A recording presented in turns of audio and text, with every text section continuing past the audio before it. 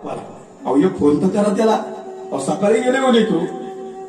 तुम्हाला खरं सांगू का, तुम्ही कधी शाश्वत सत्य स्वीकारत नाही. तुम्ही आजही कल्पनेच्या युगात जगता की माझं लेकरू खरंच, पण तुमच्या प्रेमाला सॅल्यूट आहे.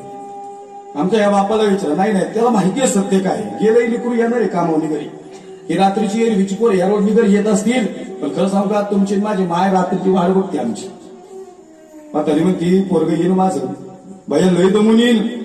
म्हातारा म्हणते अगं झोप बाई, का तुझी तब्येत खराब करतीस. येईल की हो, नाही नाही जोपर्यंत येत नाही झोपली नाही हो माझी माय. माझी नाही तर बसलेल्या प्रत्येकाची आई सांगतोय आठवा एका मिनिटासाठी का महाराजांच्या वाणीतून निघावं पुत्राची वार्ता आणि शुभाईकेची माता.